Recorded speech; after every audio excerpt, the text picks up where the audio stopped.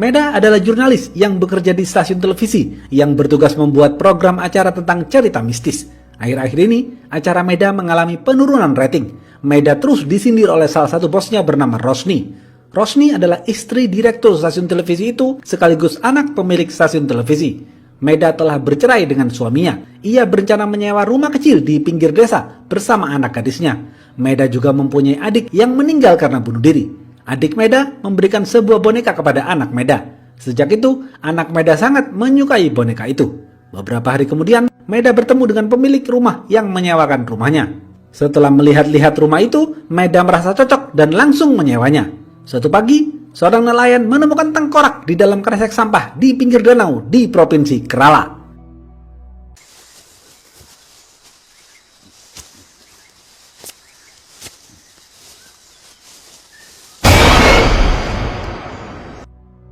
Berita ini menjadi trending topik di media. Kapolsek memerintahkan polisi bernama Satya untuk menindaklanjuti hal ini. Satya langsung pergi ke TKP. Di TKP, Satya menemukan tengkorak bergigi satu.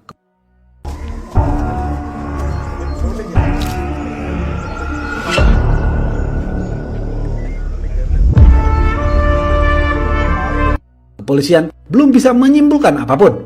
Oleh karena itu, Satya mulai melakukan penyelidikan. Satya bertemu dengan dokter di universitas. Dokter itu mengatakan, "Pak Satya, dilihat dari bentuk tengkoraknya, ini adalah kerangka kepala wanita berumur kisaran 25-30 tahun. Kerangka ini sudah berumur lebih dari 1 tahun. Lebih tepatnya, korban tewas di bulan September 2019. Kepolisian kesulitan mengidentifikasi korban karena tidak ditemukan kerangka bagian tubuh lain di sekitar danau. Satya yakin bagian tubuh lain korban dibuang di tempat yang berbeda-beda. Satya melakukan rapat dengan anak buahnya. Dari 228 laporan hilangnya seorang wanita di Provinsi Kerala, ada 37 wanita berumur 25-30 tahun. Satya memerintahkan anak buahnya untuk mencari data-data lengkap mengenai 37 wanita itu. Kemudian, data itu akan dicocokkan dengan data anatomi tengkorak yang ditemukan.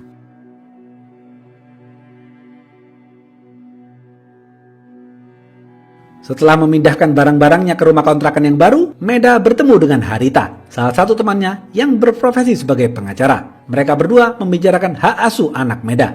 Di tengah perbincangan, Harita menawari Meda untuk membeli rumah, proyek peninggalan ayah Harita, tetapi Meda menolak karena Meda ingin fokus memenangkan hak asuh anaknya terlebih dahulu.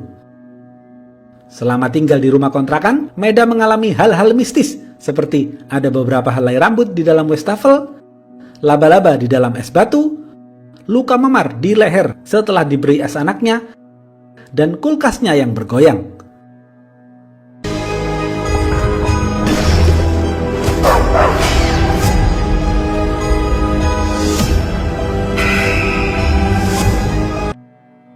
Malam hari, saat Meda dan anaknya tertidur lelap, seluruh kamarnya dibanjiri dengan air. Meda kaget melihat hal itu. Besok pagi, Meda curhat kepada temannya di kantor. Meda merasa bahwa di rumahnya ada roh halus. Temannya menyarankan agar Meda berkonsultasi dengan paranormal bernama Zara.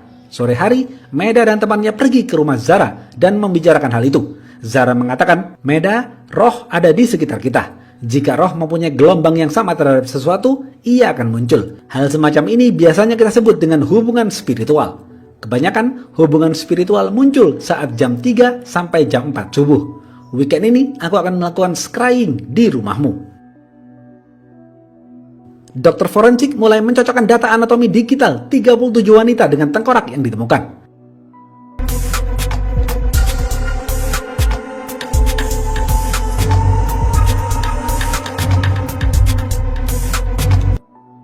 Setelah mencocokkan, hasilnya tidak ada yang match. Dokter forensik menawarkan opsi lain kepada Satya, yaitu dengan merekonstruksi ulang secara digital tengkorak yang ditemukan, lalu mencocokkan dengan data 37 wanita yang hilang. Satya terus membicarakan kasus ini dengan anak buahnya. Tiba-tiba, Paman Satya menunggu di depan kantor polisi. Mereka berdua mengobrol. Paman Satya adalah orang pemabuk yang suka jalan-jalan keliling India untuk memperdalam ritual agama. Paman Satya sering meminta uang kepada Satya. Karena kasihan, Satya memberinya uang. Dari perbincangan Satya dan pamannya, Satya berasumsi korban tidak memiliki keluarga. Karena jika ada orang yang hilang yang memiliki keluarga, pastilah keluarganya melaporkan kepada kepolisian. Tetapi di kepolisian tidak ditemukan data yang cocok dengan tengkorak yang ditemukan. Artinya, korban mungkin yatim piatu atau laporan hilangnya korban tidak dilaporkan kepada polisi. Satya masih penasaran dengan gigi satu pada tengkorak, karena biasanya jika mayat terendam lama di dalam air, maka semua giginya akan hancur.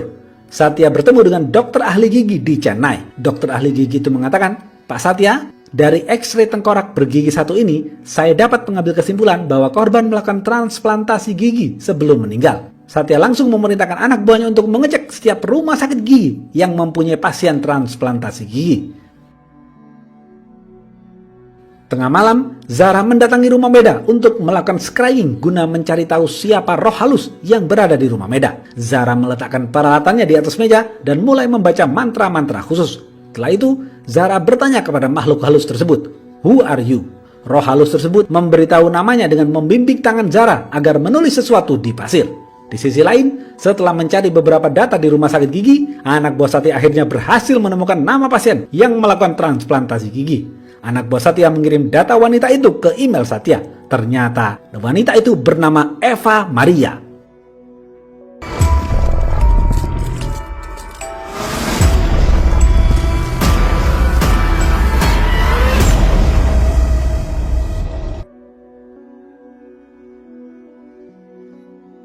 Setelah menyebutkan jati dirinya, ruh Eva keluar dari kulkas Meda. Beberapa waktu kemudian, Meda seringkali mengalami mimpi buruk seperti anak gadisnya terkunci di dalam kulkas dan lain-lain.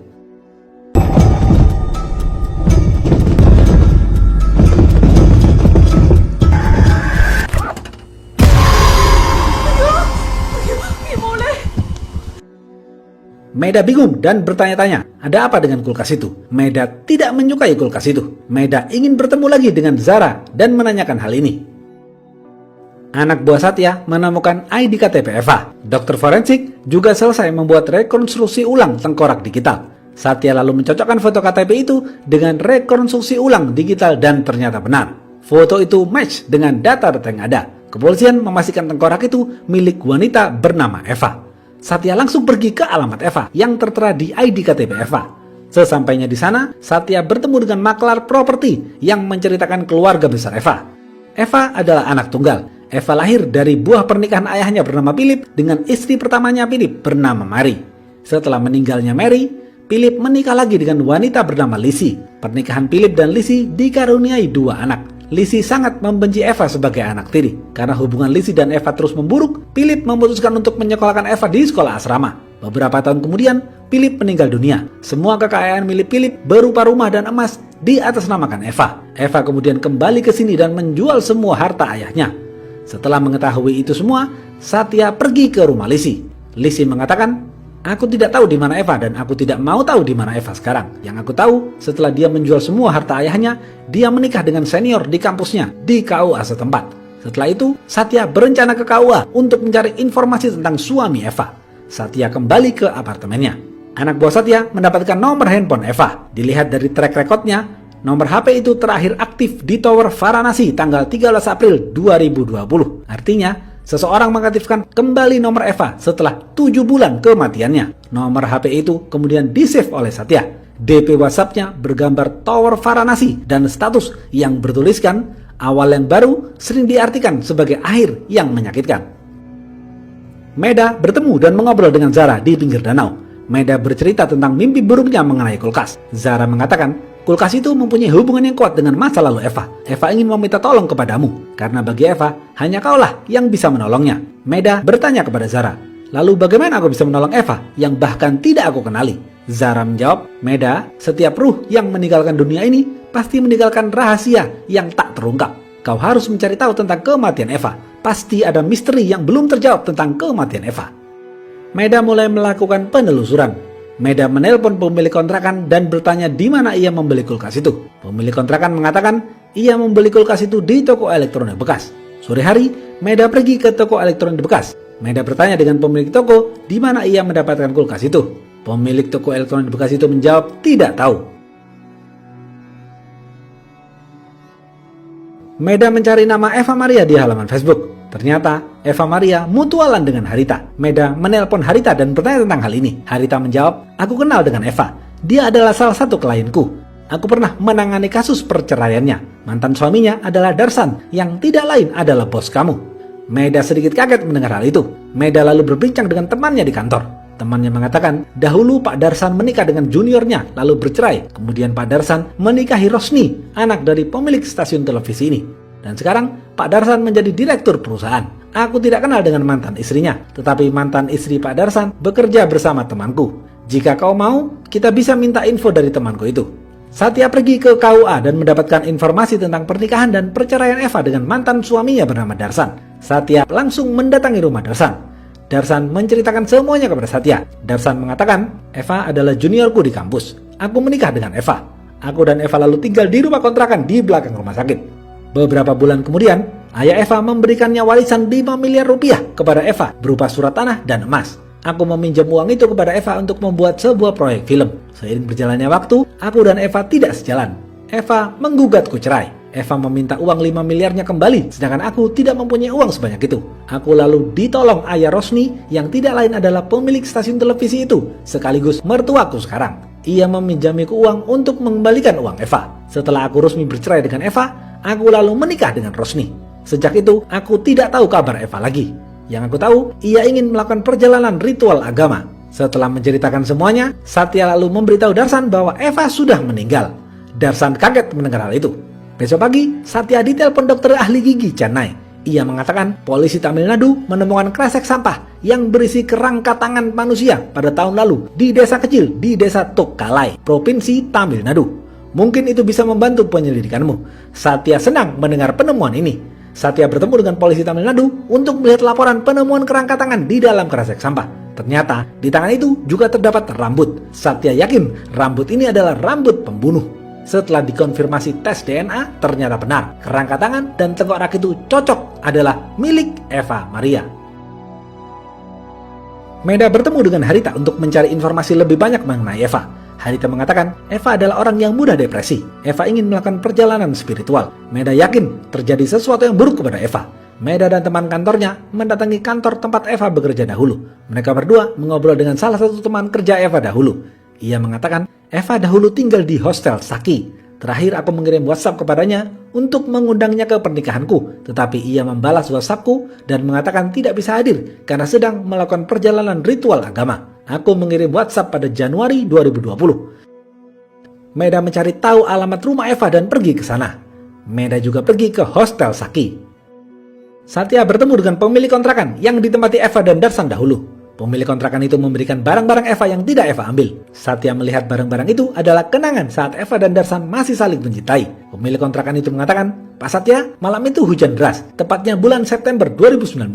Aku melihat Eva di dalam mobil bersama seorang wanita. Aku mencoba memanggilnya tetapi Eva tidak mendengarku. Satya yakin wanita yang bersama Eva itulah pelakunya. Satya langsung menuju lab forensik untuk meminta dokter forensik memeriksa lebih lanjut rambut yang diduga milik pelaku. Dokter forensik langsung melakukan tes dan ternyata benar, rambut itu adalah rambut milik seorang wanita. Satya pergi ke hostel Saki. Pemilik hostel itu mengatakan, Eva pernah tinggal di sini Pak, dan beberapa waktu kemudian Eva mendadak pamit untuk meninggalkan hostel ini. Terakhir WhatsAppnya dia mengatakan kepadaku kalau dia akan melakukan perjalanan ritual agama. Dia meninggalkan tasnya di sini. Lalu tak lama kemudian teman wanitanya mengambil tas itu. Tapi aku lupa siapa teman wanitanya Eva. Satya lalu kembali pulang. Sebelum pulang, pemilik hostel mengatakan, Pak Satya, sebelum Bapak kesini, ada seorang wanita juga yang mencari tahu tentang Eva. Satya membalas, kalau nanti ibu sudah ingat siapa teman Eva yang mengambil tas Eva, dan siapa wanita yang mencari tahu tentang Eva, nanti kasih tahu saya sesegera mungkin. Pemilik hostel menjawab, baik Pak. Satya kembali ke kantor polisi dan mengecek Facebook Eva. Postingan Facebook terakhir Eva tercatat pada bulan April 2020, dan ternyata di sana ada foto orang-orang yang sedang membagikan masker. Satya langsung mendapatkan petunjuk penting. Satya lalu melakukan rapat dengan anak buahnya dan memberitahukan hal ini. Satya mengatakan di postingan terakhir Eva ada foto di Varanasi, Provinsi Uttar Pradesh yang memperlihatkan beberapa orang membagikan masker. Karena bulan April 2019 adalah pertama diberlakukan lockdown di Provinsi Uttar Pradesh. Dan saat itu terdeteksi terakhir nomor handphone Eva aktif. Artinya, selama 7 bulan pasca membunuh Eva, pelaku menggunakan handphone Eva agar seakan-akan semuanya baik-baik saja dan meyakinkan semua orang bahwa Eva masih hidup dan sedang melakukan ritual agama. Dan mau tidak mau, pelaku harus kembali ke Provinsi Kerala. Padahal saat itu terjadi lockdown. Orang-orang luar kota yang bepergian naik bis menuju Provinsi Kerala dicatat datanya. Satya langsung memerintahkan anak buahnya mencari data-data itu.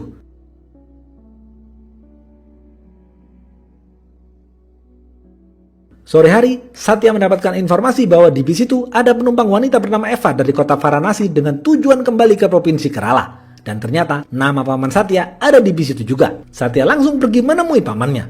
Pamannya mengatakan, "Iya benar Satya, aku saat itu melakukan perjalanan ritual agama ke kota Varanasi. Dan karena diberlakukannya lockdown, kami yang berasal dari Provinsi Kerala naik di satu bis yang sama. Dan wanita yang duduk di sebelahku adalah Eva." Satya lalu menunjukkan foto Eva kepada sang paman, tetapi sang paman mengatakan, "Bukan Eva itu yang duduk di sebelahku. Karena beberapa minggu lalu, aku bertemu lagi dengan Eva, tetapi aku lupa penampakan Eva bagaimana." Satya mendesak agar sang paman mengingat kembali penampakan Eva, karena hal itu sangat penting untuk mengidentifikasi pelaku pembunuh Eva. Satya lalu memberi pamannya sejumlah uang. Besok pagi, Satya diberi foto pelaku oleh dokter forensik. Satya membawa seluruh data yang sudah ia temukan dan melakukan presentasi di depan Kapolsek dan seluruh anak buahnya. Satya mengatakan korban bernama Eva Maria. Ia dibunuh dengan cara dimutilasi pada bulan September 2019. Tubuh Eva kemudian ditemukan di berbagai provinsi. Pelaku adalah wanita pembunuh berdarah dingin. Pembunuhnya masih hidup dan ada di sekitar kita.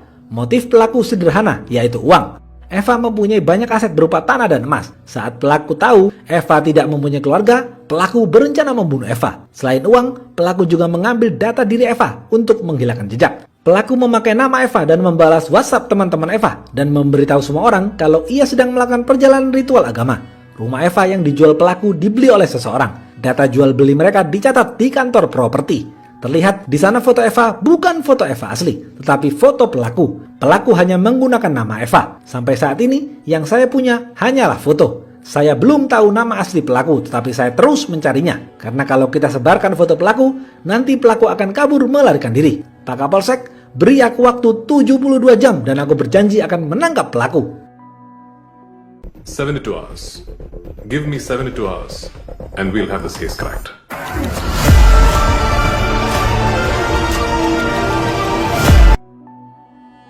Satya terus melakukan pengejaran, namun tiba-tiba pemilik hostel menelpon dan mengatakan, "Pak Satya, wanita yang mencari info tentang Eva sekarang ada di TV, Pak." Satya terkejut mendengar hal itu. Ternyata Meda lah yang menceritahu info tentang Eva. Satya langsung bertemu dengan Meda di sebuah kafe.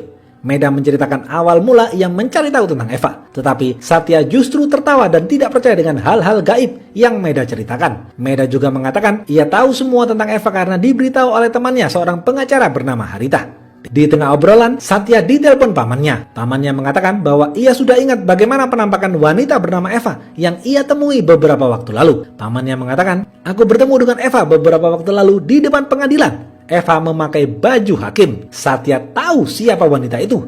Satya langsung menelpon anak buahnya untuk datang ke kafe Satya dan bersiap melakukan penangkapan. Satya lalu duduk kembali dan menunjukkan foto pelaku kepada Meda. Satya mengatakan, "Meda, wanita inilah pelakunya." Meda kaget melihat foto itu. Idana.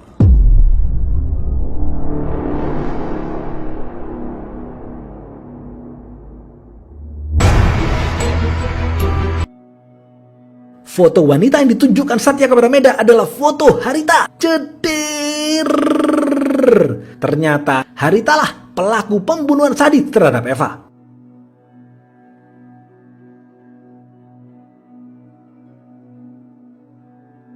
Meda lalu menelepon Harita agar mendatangi rumahnya. Satya, Meda, dan kepolisian pergi ke rumah Meda untuk melakukan penangkapan kepada Harita.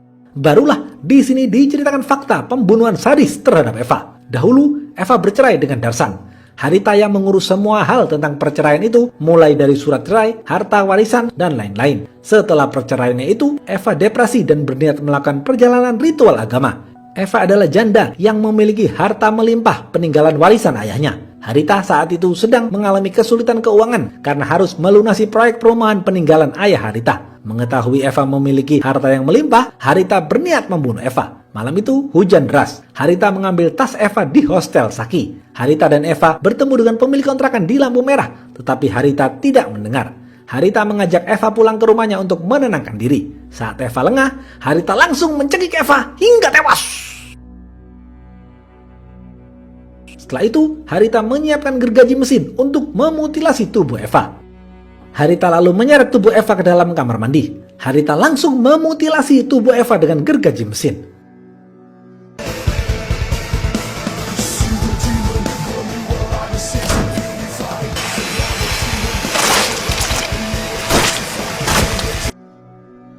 Setelah selesai, Harita memasukkan bagian-bagian tubuh Eva ke dalam kresek dan disimpan di dalam kulkas. Harita lalu mandi untuk membersihkan darah di sekujur tubuhnya. Setelah selesai mandi, Harita memasukkan bagian-bagian tubuh Eva ke dalam mobil dan membuangnya ke tempat-tempat sepi di berbagai provinsi.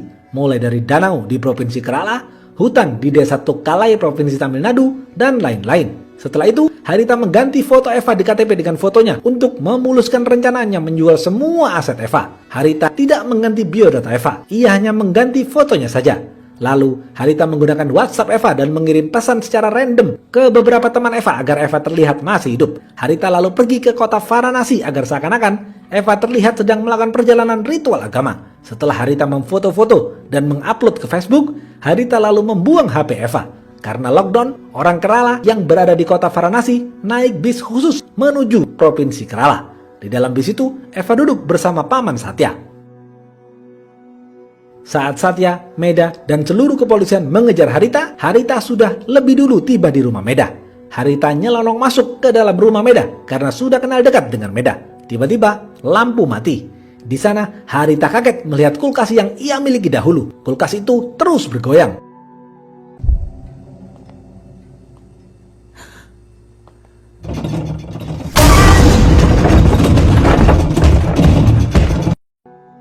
Kulkas itu adalah tempat ia menyimpan bagian tubuh Eva. Kulkas itu lalu mengeluarkan darah. Harita mulai ketakutan. Saat Harita membuka kulkas itu, Harita kaget karena ada banyak kresek berisi bagian tubuh Eva. Tiba-tiba kulkas itu meledak dan membuat Harita tewas di tempat.